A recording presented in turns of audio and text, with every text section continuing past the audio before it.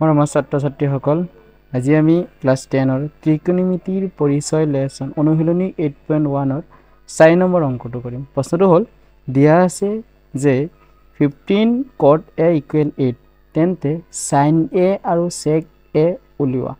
তে দিয়া আছে প্ৰশ্নৰ পৰা আমি পালো যে দিয়া আছে কি দিয়া আছে 15 into cot a সমান 8 এতিয়া আমি cot a ইফালে ৰাখি দিলো cot a সমান যেহেতু ইয়াত 15 পূৰণ হৈ আছে ইফালে গলে কি হ'ব হৰণ হ'ব আৰু হৰণটো তলত বহে। এতিয়া আমি এটা সমকোণী ত্ৰিভুজ আঁকি লওঁ। সমকোণী ত্ৰিভুজ আমি যেটো সমকোণৰ সমকোণ যেটো আছে তাতে আমি a বহাব নোৱাৰিম কাৰণ a অনুপাতৰ লগত আছে। তেতিয়াহলে আমি a টো ওপৰত বহালো b ইয়াত আৰু c ইয়াত। তেতিয়াহলে আমি ইয়াত আমি cot a কাৰণে সূত্ৰ কি আছিল cot a কটৰ কাৰণে সূত্ৰ আছিল যেহেতু 10 ৰ কাৰণে সূত্ৰ আছিল লম্ব বাই ভূমি কটৰ কাৰণে হ'ব ভূমি বাই লম্ব। তেতিয়া হলে a কোণৰ কাৰণে ভূমি হ'ব ab কাৰণ ওচৰটো আৰু লম্ব হ'ব দূৰৰ বাহু bc টো। তেতিয়া হলে ab বাই চিত্ৰৰ পৰা আমি লৈ আছো ab বাই bc সমান কিমান হৈ আছে 8/15। এতিয়া আমি ধৰা হল লিখো আমি এনেকুৱা অংক বহুত কৰিছো আগত যিসকলে চোৱা নাই চাই ল'বা। ধৰা হল ab সমান 8k মানে এটা ধ্ৰুৱক bc সমান 15k। এতিয়া ab পাইছো 8k bc পাইছো কিমান 15k। এতিয়া আমি কাৰ মান উলিয়াব লাগে পাইথাগোৰাছৰ উপপাদ্যৰ পৰা এইটো চিত্ৰৰ পৰা আমি ac মানে কৰ্ণ যিডাল কৰ্ণৰ মান আমি পোৱা নাই। তেতিয়াহলে আমি পাইথাগোৰাছৰ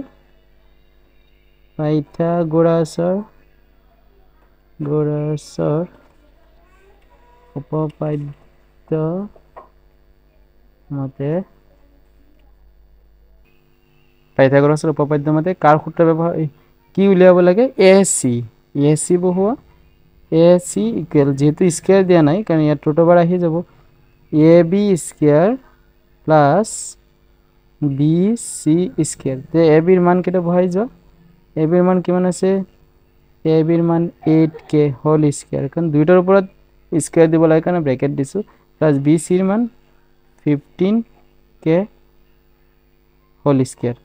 এতিয়া 8 এর উপর স্কয়ার হলে কিমান হবে 8 8 গুণ 64 k এর উপর স্কয়ার হলে k স্কয়ার প্লাস 15 এর উপর স্কয়ার হলে 225 k এর উপর স্কয়ার হলে k স্কয়ার।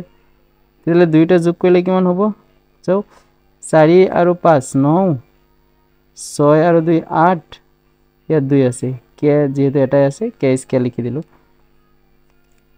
4 আর 5 সরি দেখা না যায় কিমান হবে 289। তাহলে 289 এর বর্গমূল হৈ আছে 17 k স্কয়ার বর্গমূল কে। তাহলে আমি ac এর মান কিমান পালো ac কত আছে ac এর মান পালো 17k এগেটা তোমালোকে কাট পেন্সিলেৰে লিখিবা 17k। এতিয়া আমি বাকিখিনি উলিয়াব পাৰো। এতিয়া কাৰ মান উলিয়াব লাগে প্ৰশ্নত কিমান কৈছে প্ৰশ্ন উলিয়াব লাগে sin a আৰু sec a। sin এৰ কাৰণে সূত্ৰ কি আছিল লম্ব বাই কৰ্ণ। তেতিয়া হলে sin a কোণৰ কাৰণে লম্ব হল ab লম্ব হল bc কৰ্ণ হল ac। তেতিয়া হলে a কোণৰ কাৰণে লম্ব bc আৰু কৰ্ণ দীঘলডাল বহু ac। তেতিয়াহলে আমি sin a আগতে ওলাই লও তেকে sin a সূত্ৰটো কি আছিল লম্ব বাই কৰ্ণ। এতিয়া চিত্ৰত যোৱা চিত্ৰত লম্ব কোণটো আছিল লম্ব আছিল a কোণ যেটো দূৰত আছে লম্ব bc অপোজিট সাইডৰ। তাহলে ইয়াত bc কৰ্ণ কোণটো ac আমি লিখি দেও bc বাই ac মান কিমান আছিল bc এর মান আমি পাইছো bc এর মান পাইছো 15k সো bc এর মান 15k আর ac এর মান 17k। তাহলে ইয়াত কিমান হ'ব 15k বাই 17k k ক্যান্সেল হলে কিমান হ'ব ইজ ইকুয়াল 15/17। তাহলে sin এর মান পাইছো 15/17। পিছত আছে কিমান sec a। তে secৰ কাৰণে সূত্ৰ কি আছিল secৰ কাৰণে cosৰ উল্টা না cosৰ প্ৰতিক্ৰম cos কিমান আছিল লম্ব বাই ভূমি বাই কৰ্ণ। তাহলে sec হ'ব কৰ্ণ বাই ভূমি।